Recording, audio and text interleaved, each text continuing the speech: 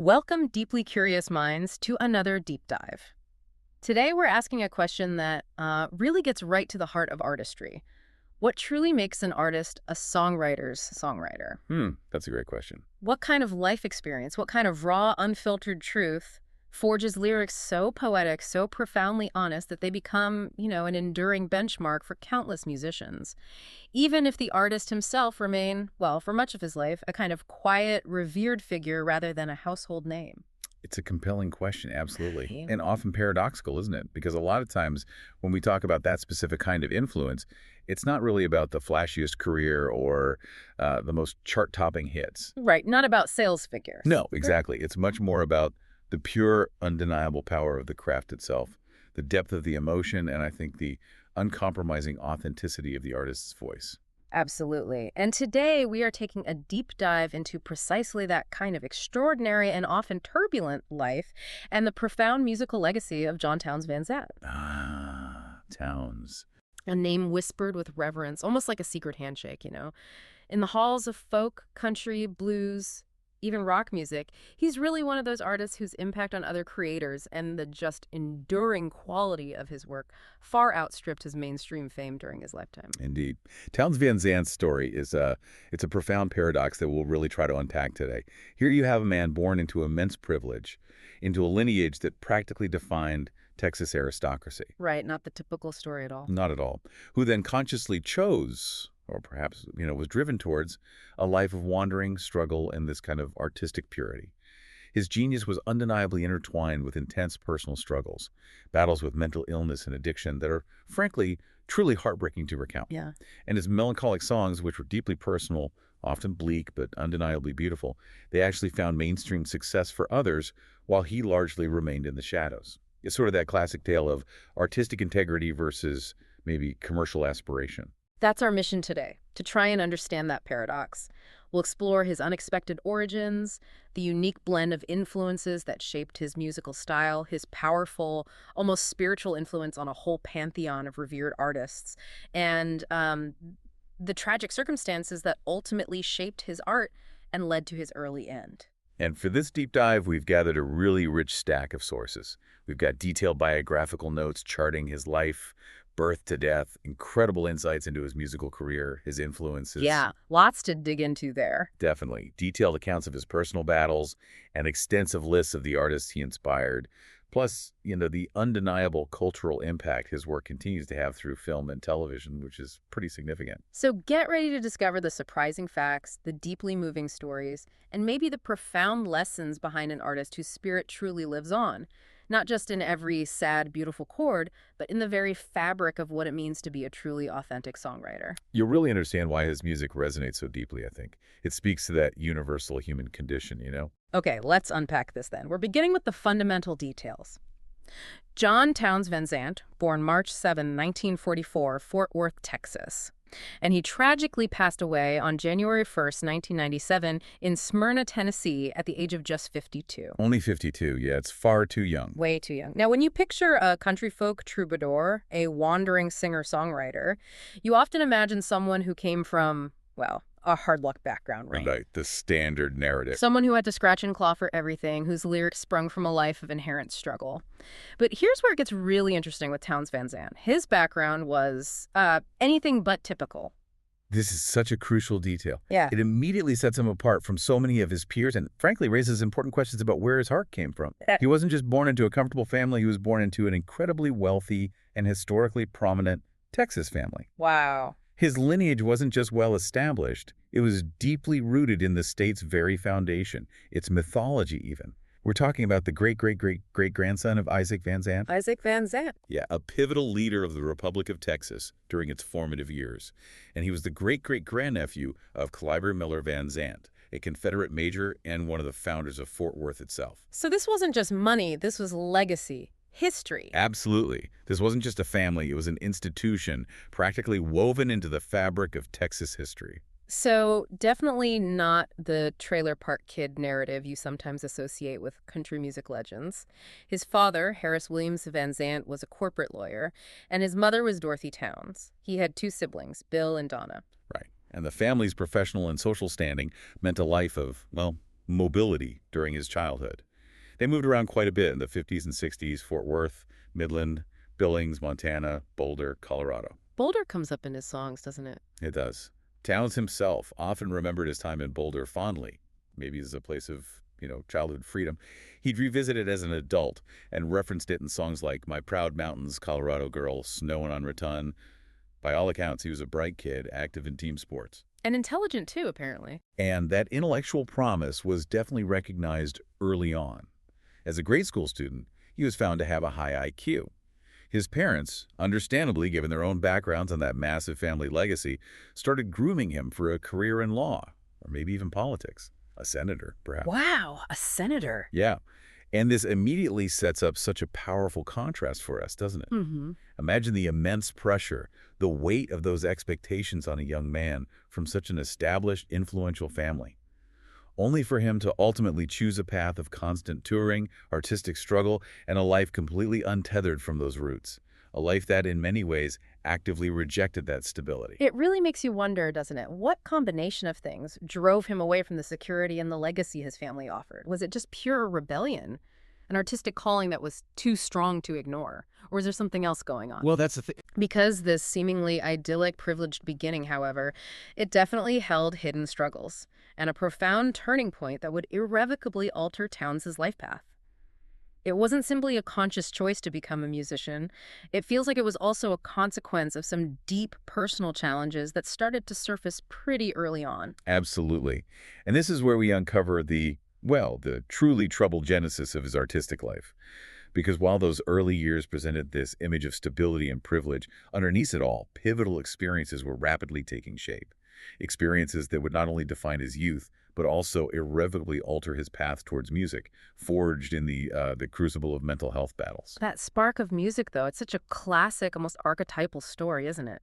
At Christmas in 1956, when he was just 12, his father gave him a guitar. The fateful gift. Right. And Townes himself later told an interviewer, "Seeing Elvis Presley on The Ed Sullivan Show was the starting point for me becoming a guitar player. I just thought that Elvis had all the money in the world, all the Cadillacs and all the girls, and all he did was play the guitar and sing. That made a big impression on me." Huh. You can see the appeal for a young kid, that image of Elvis, embodying effortless cool and living the dream.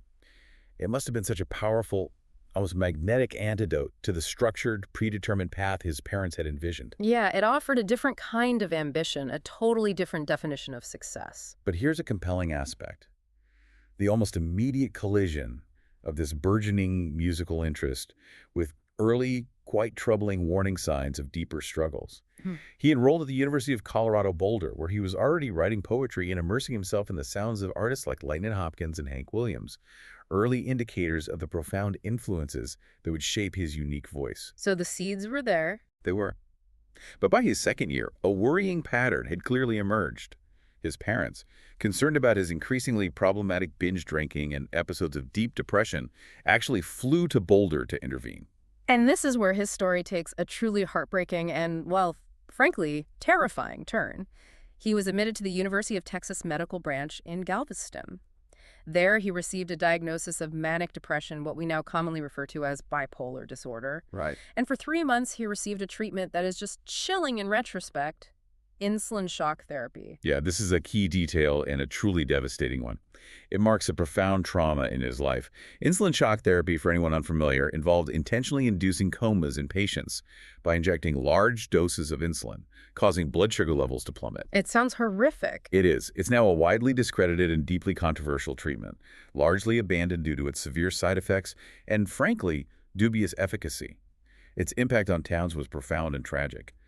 It erased much of his long-term memory, effectively fracturing his personal history, his sense of self. Oh my God, erased his memory. Much of it, yeah. His own mother later expressed her immense regret, stating that her biggest regret in life was that she had allowed that treatment to occur. Can you imagine the anguish of losing substantial parts of your past, your identity, at such a young, formative age, and the profound guilt his mother must have carried? It's almost unimaginable to undergo something so invasive, so damaging, and lose pieces of who you are.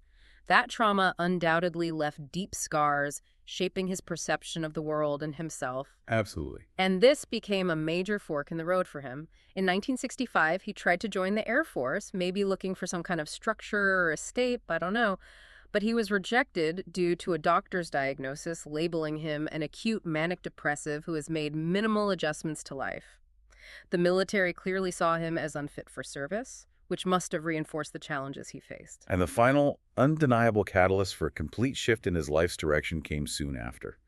His father passed away in January 1966. He was only 52. Same age as Townes when he died. Exactly the same age. Yeah, that's quite something. This loss, coupled with his prior experiences, it proved to be the tipping point.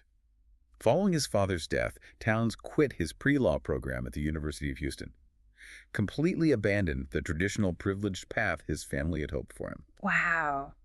He decided, pretty decisively it seems, to pursue a career in music, taking to the road for the first time, inspired by his singer-songwriter heroes, ready to carve out his own, profoundly different destiny. This era really reveals the deep, indelible scars that would influence his songwriting for the rest of his life, doesn't it? The memory loss, the debilitating mental health diagnosis, the escape into music, it all just coalesced into the artist he would become. It really does. It makes you profoundly wonder how much of that melancholic depth, that raw emotional honesty, the piercing poetic insight in his lyrics came directly from these early profound traumas. You know, the experience of a fractured past and a mind wrestling with its own demons. Definitely. His past was broken, but a new, albeit incredibly challenging path was forged. And Townes then immersed himself in the vibrant Houston music scene, finding his voice and really shaping his unique sound. So with this background, this blend of privileged roots and deep personal trauma, this is where Townes really began to craft his sound and, in time, rise to that near legend status among his peers, especially other songwriters. Right. He started playing regular shows at the Jester Lounge in Houston back in 1965, initially earning a pretty modest $10 a night, quite a stark contrast to the financial security he was born into. $10 a night. Yeah. After the Jester closed, he moved on to perform regularly, and apparently even occasionally lived, at the Sand Mountain Coffee House. He became a real fixture in that burgeoning folk scene. And those Houston clubs were just pivotal for him, weren't they? They weren't just venues. They were like incubators for talent and connection. Absolutely. That's where he met and bonded with fellow musicians who had become lifelong friends and profound influences.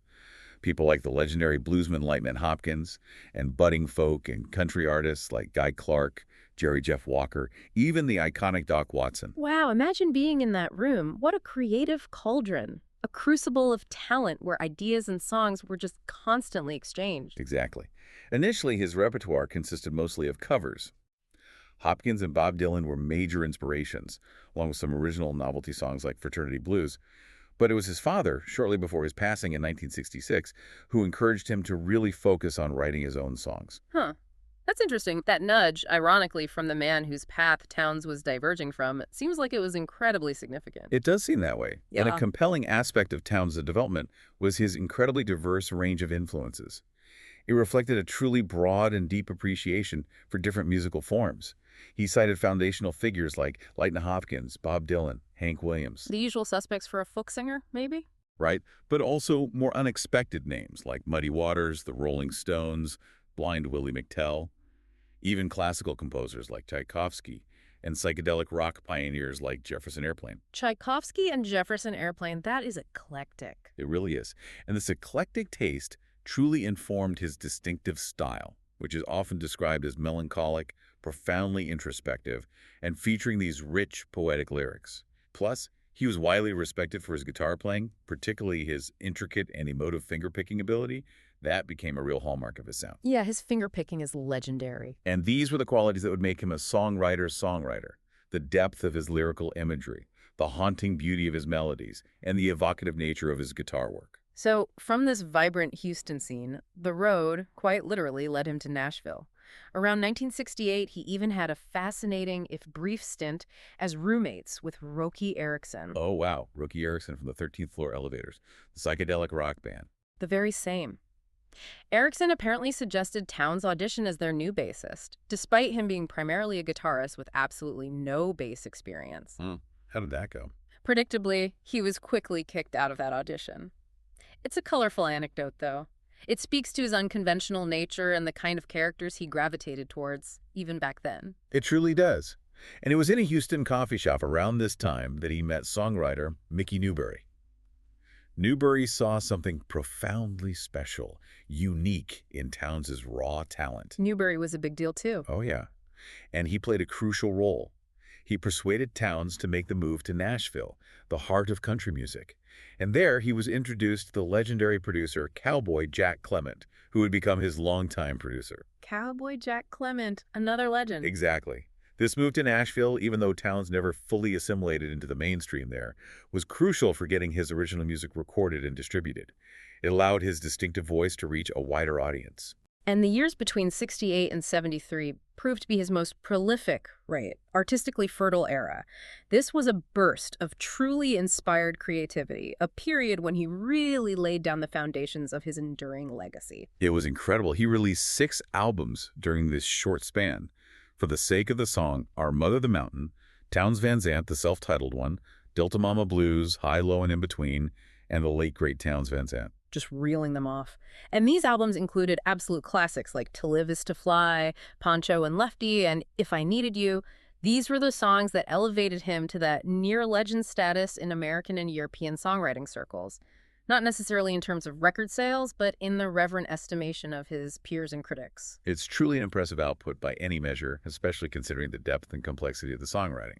But this period also gave us a fascinating, almost unbelievable anecdote, the 7-Come-11 saga. Oh, right. The story's wild. It perfectly illustrates the chaotic and often frustrating business dealings that just plagued his career. So in 1972, Townes recorded tracks for an album with that working title, 7-Come-11. However, it remained unreleased for years due to a bitter financial dispute between his manager, Kevin Eggers, and producer Jack Clement. Eggers either couldn't or wouldn't pay for the studio sessions as agreed.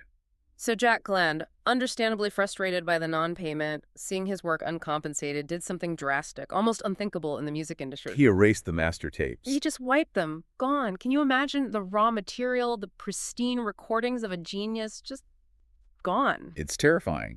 The history of music is littered with lost recordings, but this was a near miss of epic proportions. But here's the close call, the twist of fate that saved these songs. Before they were completely deleted, Eggers, in a moment of foresight or maybe just desperation, sneaked into the studio and recorded rough mixes of the songs onto a cassette tape. Wow, a cassette tape rescue mission. Exactly. Those salvage tracks later surfaced, thankfully, on the album The Nashville Sessions, giving us a precious glimpse of what could have been a truly lost album. It's a testament to the fragile nature of artistic creation when it clashes with the realities of the music business. That incident is such a stark reminder of how fragile an artist's work can be, especially when it gets tangled up in business disputes and personal struggles, both of which, unfortunately, would define so much of Townes' career. Yeah, it highlights that even immense talent doesn't guarantee a smooth path to posterity. This period not only showcased his undeniable genius, but also hinted strongly at the chaotic business dealings and personal struggles that were already a significant, almost defining part of his life and creative process. It made him who he was, really, for better or worse. And as his music gained critical acclaim, often among, a select group of discerning listeners and fellow artists, the raw, unfiltered essence of Townes Van Zandt was, thankfully, captured for the world to see. It revealed the true enigmatic man behind those rich, poetic lyrics. And some of those glimpses are just legendary now, becoming iconic moments in music history. Absolutely. The 1970s really saw the emergence of Townes' enigmatic persona, both on film and through his increasingly reclusive lifestyle. One of the most iconic and enduring portrayals came in the 1975 documentary film Heart-Worn Highways. Ah, Heart-Worn Highways. Essential viewing. For many, this film was their first unvarnished look at the man himself. It was a seminal film, wasn't it? Yeah. A kind of raw, unflinching snapshot of the outlaw country and folk scene. Van Zandt was featured prominently alongside other legendary figures like Guy Clark, Steve Earle, David Allan Coe. The whole crew. Yeah. And what's particularly striking is the unfiltered portrayal it offered.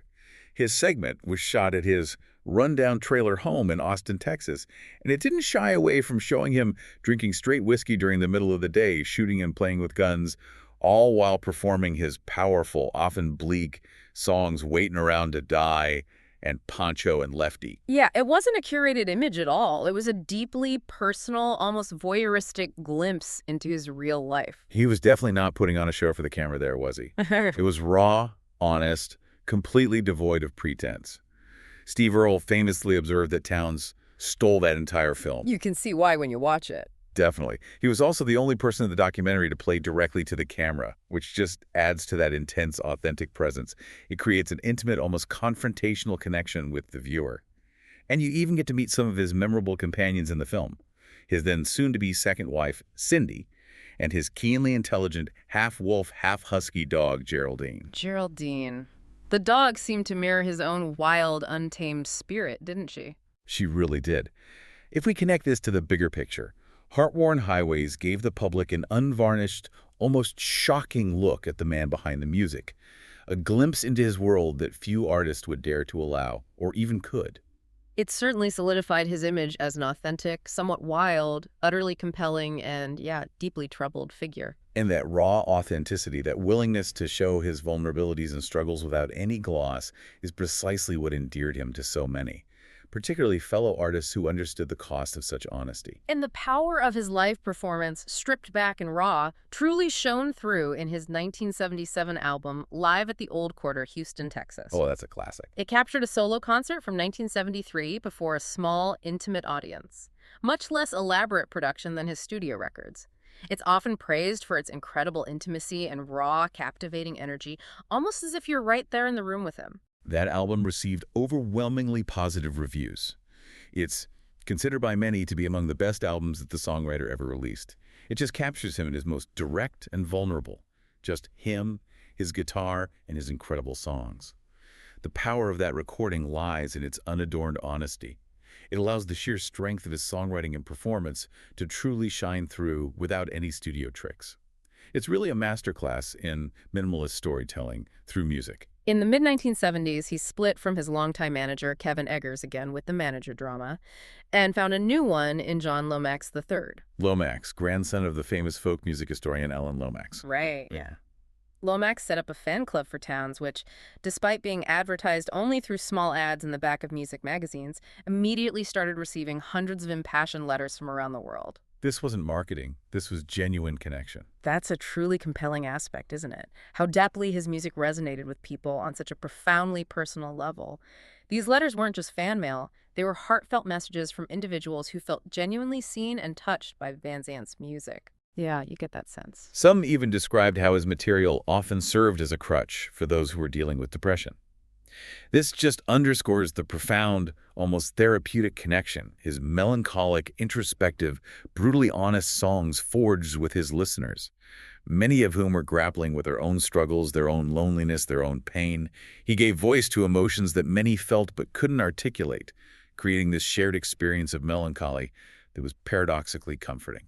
That is a powerful statement about his impact and the unique bond he forged with his audience. But the business side of things, predictably, remained chaotic for Townes. In 1978, he fired Lomax and rehired Eggers. Back with Eggers again, wow. Right, signed with Eggers' new Tomato Records. He released Flying Shoes in 1979, but then wouldn't release another album for 8 years until At My Window in 1987. 8 years. A long time between records. Yeah. And for much of the 1970s, during this period of growing underground acclaim, he lived this remarkably reclusive life outside of Nashville in a tin-roofed, bare-board shack with no heat, plumbing, or telephone, only occasionally coming into town to play shows. That reclusive existence, often in conditions that strikingly mirrored the hard luck image he defied with his birthright, it paints a really clear picture of his artistic priorities, doesn't it? It really does. It wasn't about fame, luxury, or creature comforts for Townes. It was about the art, the freedom to wander, and the struggle to create. It was a conscious rejection of the societal norms he was born into, a pursuit of an authentic life that often intersected, unfortunately, with the destructive patterns of his addiction. So while it certainly fed into the mythology of the wandering, tortured troubadour and solidified his artistic image, it also came with immense personal cost and reinforced the very struggles he was trying to navigate. Exactly. This highlights his raw authenticity. Heartworn Highways gives you that direct, unvarnished look. And the fan letters really drive home how profoundly his music connected with people grappling with their own struggles, even as he lived on the fringes of society. Despite his reclusive tendencies and his continued cult figure status among fans, his songs were already making significant waves in the wider music world, impacting artists far more famous than himself. It's an amazing testament to the sheer quality and emotional resonance of his songwriting that simply couldn't be ignored by his peers, regardless of his personal circumstance. Absolutely, just cut through. Okay, so we've seen how Townes lived and created, often in the shadows, purposefully avoiding the spotlight. But this next section really drives home why he's universally called a songwriter. His influence on other musicians, including some of the biggest, most iconic names in music, is truly unparalleled and speaks volumes about the raw power of his craft. This is where we truly see his talent receiving mainstream validation. Not necessarily through his own direct chart success, but through others who recognize the undeniable brilliance of his compositions. Emmylou Harris, the acclaimed country folk singer, with Don Williams, had a #3 country hit in 1981 with If I Needed You. A top 3 hit, that's huge. It is. And then, in perhaps his biggest mainstream moment, a true pinnacle for any songwriter, Willie Nelson and Merle Haggard, two absolute titans of country music, took Poncho and Lefty to #1 on the country charts in 1983. #1, Willie and Merle singing his song. That's extraordinary validation. It really is. And Townes even made a small cameo appearance in the video for the song, which must have been such a surreal and almost ironic experience for him. Seeing his work reach such a massive mainstream audience through these country legends, while he himself remained largely out of the spotlight. You have to wonder what he thought about that. Yeah. But what about the ultimate validation in songwriting circles, the Bob Dylan connection? Dylan is considered by many to be the greatest songwriter of all time. Right. And this is where a truly compelling aspect of Townes' story emerges. How did he view such high-profile attention and validation? Dylan was reportedly a big fan and claimed to have all of Van Zandt's records, which is an extraordinary compliment from an artist of Dylan's stature. That's incredible. But what's particularly fascinating here is Townes' perspective. While he deeply admired Dylan's songs and artistry, he famously didn't care for his celebrity. Really? He didn't care for Dylan's fame? Apparently not. This speaks volumes about his values, his profound artistic integrity, and his almost fierce dedication to the purity of his craft. He even turned down repeated invitations to write with Bob Dylan. He turned down Bob Dylan. Are you serious? That's an astonishing level of conviction, isn't it? It really is. It speaks volumes about his priorities. In an industry so often driven by collaboration and celebrity, where working with a legend like Dylan could open countless doors. What do you think that refusal, that active choice to not seek out fame, even from someone he admired, tells us about his artistic process? Or maybe even his sense of self-preservation? It's truly a defining characteristic of Townes Van Zandt, I think. For him, the music itself was the purest form of expression, an end in itself. Anything that felt like a career move or a compromise to his authenticity was secondary, perhaps even an intrusion to his raw, vulnerable creative space. Like it might taint the work. Possibly. It's almost as if he intuited that too much mainstream exposure or celebrity might dilute the very raw honesty and personal depth that made his songs so powerful. He valued the truth in his art over any external validation or commercial success. A rare and often costly choice, for sure, but one that ultimately cemented his songwriter reputation among his peers, who saw in him this uncompromising devotion to the craft. That's a powerful insight. So he turned down collaborations, but they did meet, right? The legend goes that Dylan genuinely wanted to connect with him. Yes, their first meeting was by chance, apparently. A serendipitous encounter outside a costume shop in Austin on June 21st, 1986. Dylan, clearly captivated by Townes' work, later went out of his way to arrange another meeting. An almost cinematic event, really. Well, the drag in Austin was reportedly shut down due to Dylan being in town, a testament to his celebrity. Van Zandt, in his typically understated fashion, drove his motorhome to the cordoned-off area, and Dylan, the global superstar, boarded the vehicle, requesting to hear Townes play several songs. Dylan went into Townes' motorhome to hear him play. That's the story. It's a testament to the profound, almost spiritual respect Dylan had for him, valuing the pure artistry over any social status. That's amazing. It really does highlight the unique place Townes held. Now, another musician who has been a fierce, outspoken champion of Townes is Steve Earle. Oh yeah, Steve Earle. He considered Van Zandt a profound mentor and famously made that incredibly bold statement, calling him the best songwriter in the whole world, and I'll stand on Bob Dylan's coffee table in my cowboy boots and say that. That's quite a gauntlet to throw down. It is, and it became a bit of a marketing thing, and, well, for Townes, apparently an embarrassment saga. This quote famously appeared on a sticker for Van Zandt's album At My Window. Much to Townes' displeasure, he really disliked self-promotion. He hated that sticker, didn't he? Reportedly, yeah. It became a source of embarrassment for both artists, with Earl recognizing he'd put his mentor in an uncomfortable position. Earl later clarified his statement in 2009. He said, "Did I ever believe that Townes was better than Bob Dylan? No, Bob Dylan is the guy who invented my job." Okay, fair enough. But he concluded, "As a songwriter, you won't find anybody better."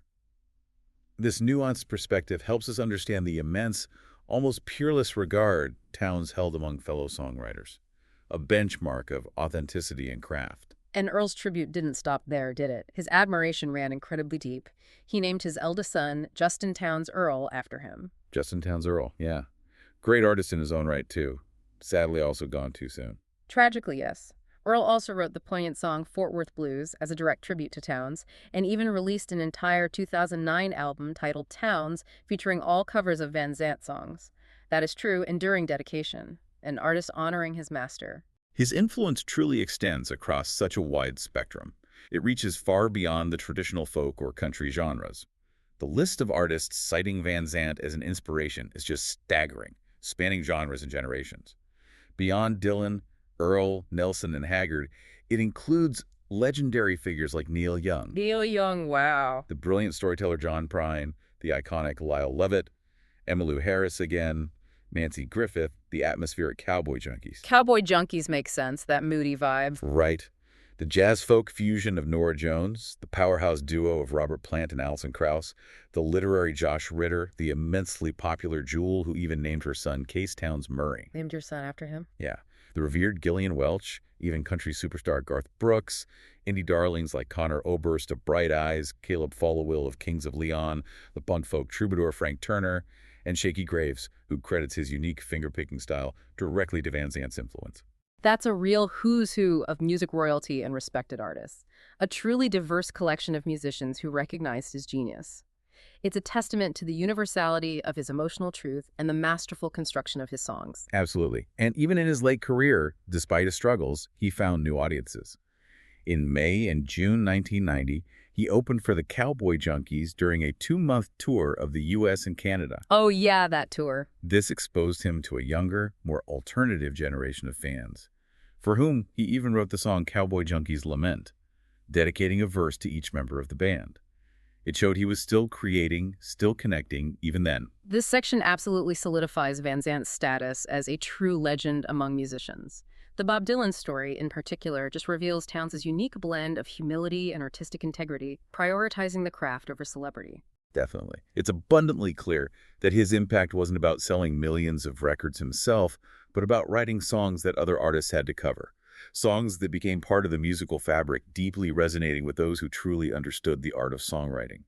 He became the gold standard for honest, poetic lyrics. Yet, this immense talent and profound influence were constantly shattered by a relentless, lifelong battle with personal demons that ultimately led to his tragic downfall. It's a sad but undeniable and deeply integral part of his story. It reviews the immense cost of the life he chose, or perhaps was compelled, to live. Yeah, it's the unavoidable tragic side. As we delve deeper, we really confront the raw, painful reality of Townes Van Zandt's life, the shadow of addiction that dogged him for decades, its profound impact on his life, his relationships, his music, and the heartbreaking circumstances that ultimately led to his death. This isn't just a footnote. It feels central to understanding the man and his art. It's a sobering, and indeed the most tragic, part of his narrative. Townes was deeply addicted to heroin and alcohol throughout virtually his entire adult life. This wasn't some casual habit that he could manage. It was a severe, consuming illness that profoundly impacted every facet of his existence. Even his ability to perform. Oh, absolutely. Yeah. It even affected his ability to perform the very music that defined him. He often became severely drunk on stage and would forget his lyrics, disrupting shows, disappointing audiences, caught in this terrible cycle of self-destruction. That's just devastating to hear, both for him and for those who loved his music, who came to see him. And the depths of his addiction sound truly desperate, almost unfathomable. At one point, his heroin habit was so intense, so all-consuming, that he once offered his manager, Kevin Eggers, the publishing rights to all the songs on his first 4 albums' masterpieces, essentially for just $20. $20. $20 for what would become some of the most revered songs in American music. It just speaks volumes about the desperation, the immediate need that addiction imposes, stripping away any long-term perspective or valuation. That detail absolutely underscores the destructive, all-encompassing grip of addiction. Friends and associates witnessed him shooting up not just heroin, but also cocaine, vodka, even a dangerous ad hoc mixture of rum and coke. This wasn't just about escape. It was a reckless, escalating pattern of self-abuse. Just chasing oblivion, it sounds like. It does. And what's particularly heartbreaking, what truly paints a vivid, tragic picture of the chaos surrounding him and the blurring of boundaries, is that on at least one occasion, he shot up heroin in the presence of his son, JT, who was only 8 years old at the time. Oh no, in front of his son. Yeah. Imagine the profound, lasting trauma that would inflict on a child. It's impossible to imagine the pain and confusion that caused. Both for JT and for Townes himself, undoubtedly caught in a spiral he couldn't control. Recognizing the severity of his condition and the impossibility of him managing himself, in 1976, Harold Eggers, Kevin's brother, was hired as his tour manager, Harold Eggers, yeah. but more critically as his 24-hour caretaker. This was less a professional role and more a lifeline, a profound responsibility that lasted for the rest of Townes' life. Harold later said that Townes, despite being older, was his first child, highlighting the immense burden and deep, complex love involved in trying to manage such a destructive addiction. That says so much, doesn't it? His first child. His battles with addiction led him into rehab nearly a dozen times throughout the 1970s and 80s, a testament to the relentless, cyclical nature of his illness and the repeated, often futile attempts to break free. Trying again and again. Exactly. And medical records from his recovery centers offer crucial clinical insights into his deteriorating mental and physical state. They indicate he believed his drinking became a serious problem around 1973. By 1982, a doctor noted he was consuming at least a pint of vodka daily. A pint of vodka a day? Yeah. Doctors' notes from this period reported he admits to hearing voices, mostly musical voices. Huh? And affect is blunted and mood is sad. Judgment and insight is impaired. This paints such a stark picture of someone whose reality was becoming increasingly fractured, battling not only substance abuse, but also the profound symptoms of his underlying bipolar disorder. Those notes really highlight the profound mental and physical toll his addiction and underlying bipolar disorder were taking. Hearing musical voices is a particularly poignant, almost haunting detail for a songwriter. It really is. He was prescribed the antidepressant Zoloft and the mood stabilizer lithium to manage his conditions, but adherence was likely inconsistent given his lifestyle. His longest and ultimately final sustained period of sobriety was about a year in 1989 and 1990, a brief window of clarity amidst decades of chaos. Despite sporadic periods of sobriety, the cumulative effect of years of substance abuse and neglect became increasingly evident. He grew increasingly frail in the mid-1990s. Friends noted he seemed to have withered, physically shrinking. Withered? That's a sad image. It is. And a stark, ominous warning came in 1994 when a doctor explicitly told his ex-wife, Townes Van Zandt, that trying to detox Townes again could potentially kill him. This medical advice given years prior would tragically come to bear on the devastating circumstances of his final days. It highlights the incredibly delicate and dangerous precipice he was living on. And those final days are truly harrowing, a rapid, tragic descent. On December 19 or 20, 1996, he suffered a severe fall, tumbling down concrete stairs outside his home and badly injuring his hip. After lying outside for an hour, alone in the cold, he somehow dragged himself inside. But in a tragic act of denial, fueled by his addiction and perhaps a desperate avoidance of medical intervention that might lead to detox, he refused proper medical treatment. He falsely claimed the injury was merely from getting out of bed. Just denial kicking in hard. Completely. He spent Christmas week on a couch, immobile and in agonizing pain, unable to get up. Despite this severe debilitating injury, in a desperate attempt to fulfill a long-standing commitment, he still arrived at a Memphis studio in a wheelchair. pushed by his devoted caretaker Harold Eggers for scheduled sessions with Steve Shelley of Sonic Youth. He tried to record even then. He did. But Shelley, witnessing Townes' erratic behavior and drunkenness, even from a wheelchair, the addiction's grip was overwhelming, had no choice but to cancel the sessions. This was a clear, heartbreaking sign of his rapidly declining health, his impaired judgment, and the overwhelming, inescapable grip of his addictions, even as his body failed him. He finally agreed to hospitalization 8 excruciating days after the injury. X-rays revealed an impacted left femoral neck fracture, a severe break. Surgeons performed corrective surgeries. But here's where that previous warning from the doctor tragically resurfaces, leading to a heartbreaking decision. Right, the warning about detox. Yeah. Gene, recalling that warning about detox potentially killing him, and perhaps in a desperate attempt to prevent a painful, potentially fatal withdrawal, did not heed the warnings from the medical staff against at-home detox. She checked Townes out of the hospital prematurely. The physicians, anticipating he would immediately resume drinking if he was in pain, refused to prescribe painkillers, leaving her in just an impossible situation. That was an incredibly complex and heartbreaking decision by Gene, made under immense pressure and with that history of path medical advice echoing in her mind. By the time he was checked out early on New Year's Day, January 1st, 1997, he had already begun to show signs of delirium tremens, the DTs. Oh, the DTs. That's serious. Extremely serious. The severe, life-threatening withdrawal syndrome from alcohol, characterized by confusion, hallucinations, tremors, agitation.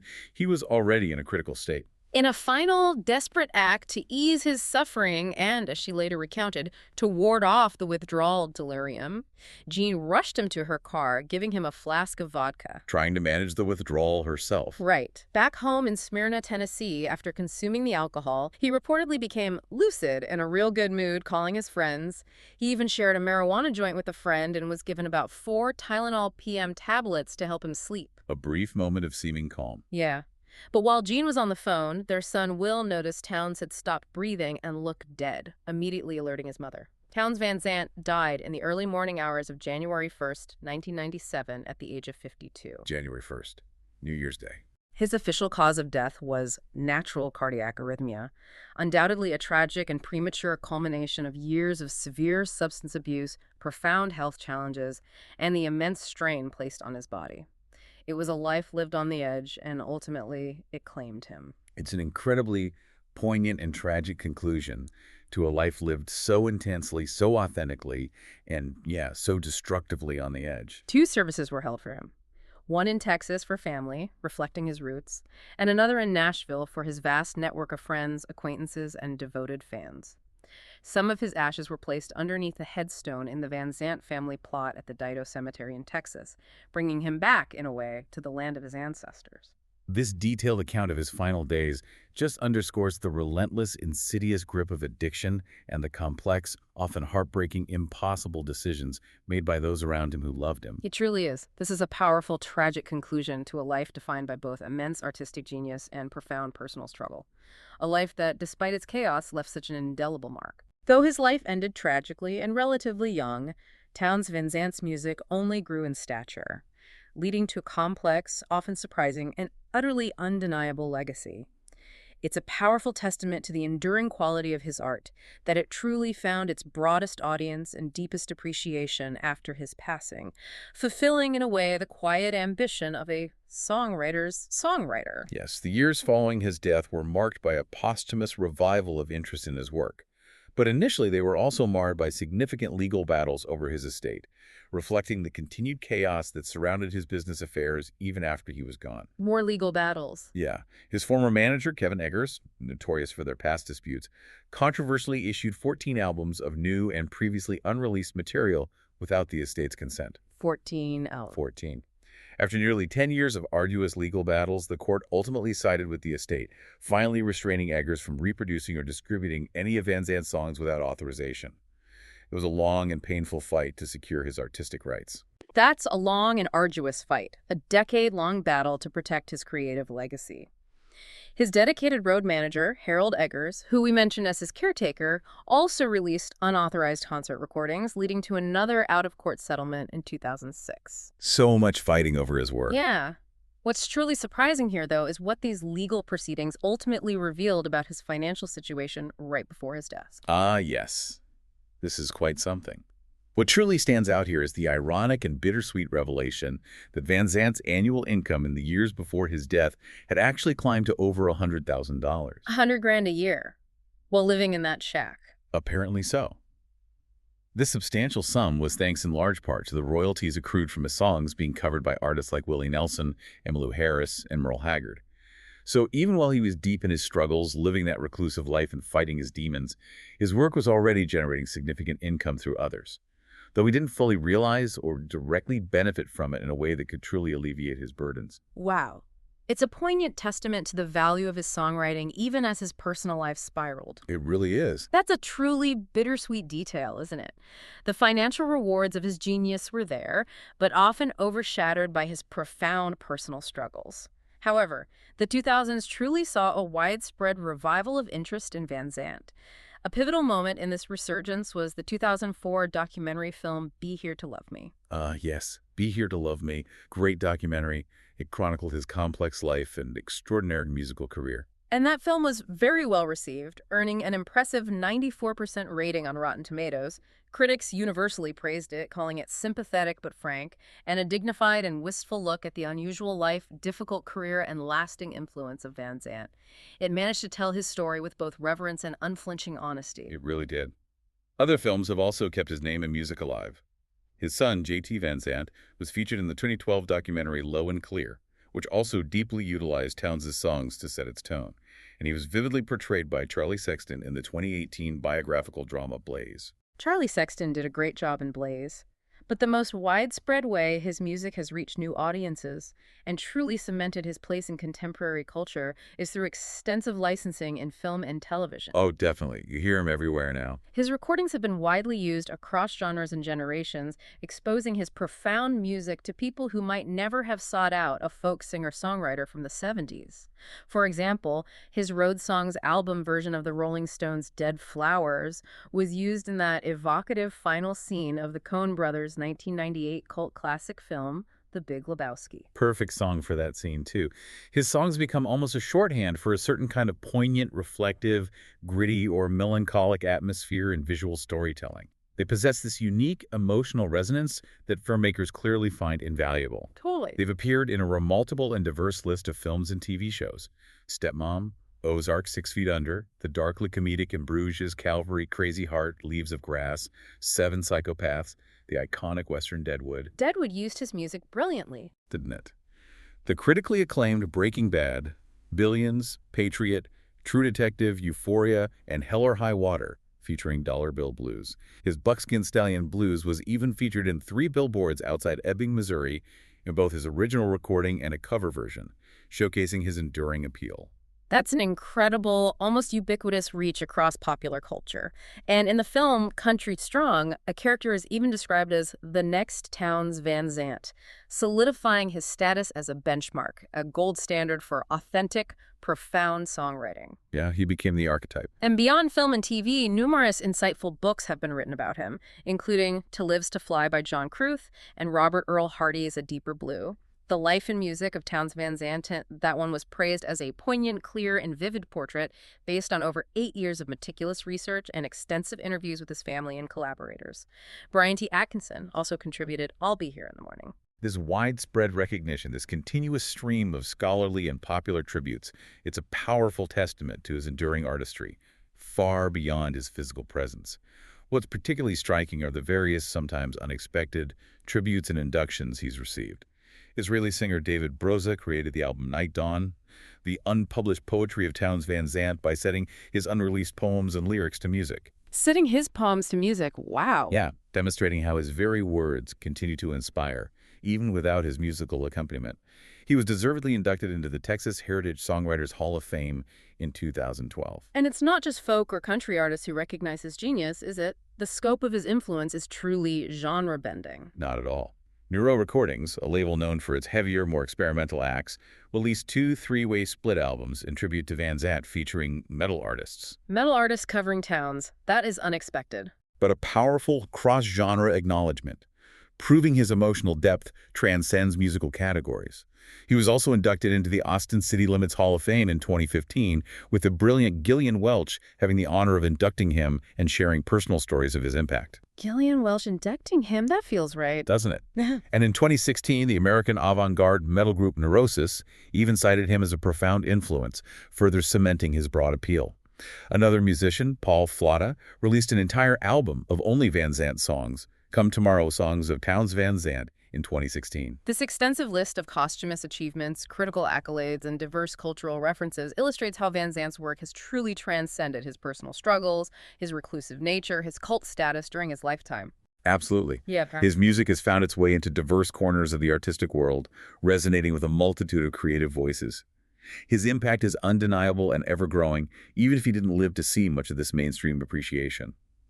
His legacy is no longer a niche cult phenomenon, but a truly broad, deeply respected, and enduring one, proving his status as a timeless songwriter's songwriter. As we conclude our deep dive, let's maybe reflect on the lasting lessons and profound impact from his extraordinary life and timeless music. Yeah, there's a lot to take away. We've explored the life of Townes Van Zandt, a man born into the highest echelons of Texas privilege who ultimately carved this solitary path as a wandering troubadour, rejecting conventional success.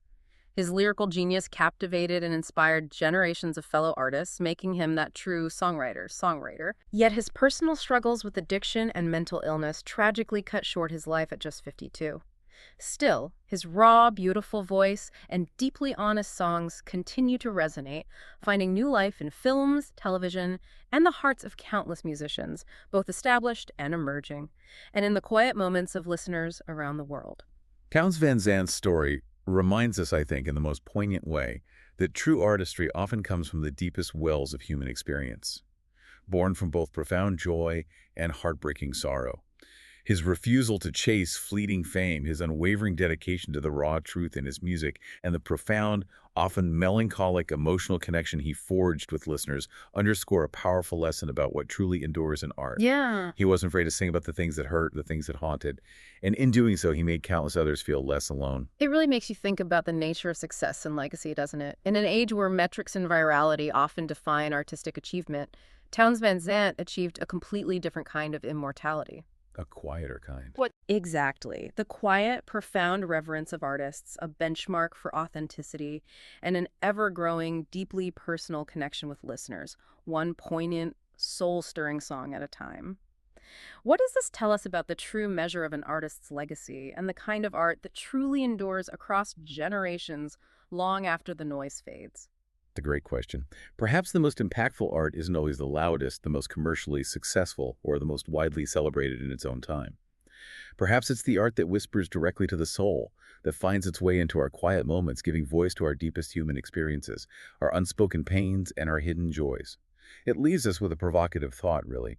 What truly constitutes success for an artist? Is it chart-topping fame, or the timeless resonance of their authentic voice, echoing through generations, proving that the truth, no matter how sad, will always find its audience? And with that profound thought, we wrap up another deep dive. Thank you for joining us on this incredible, often heart-wrenching journey through the life and music of Townes Van Zandt.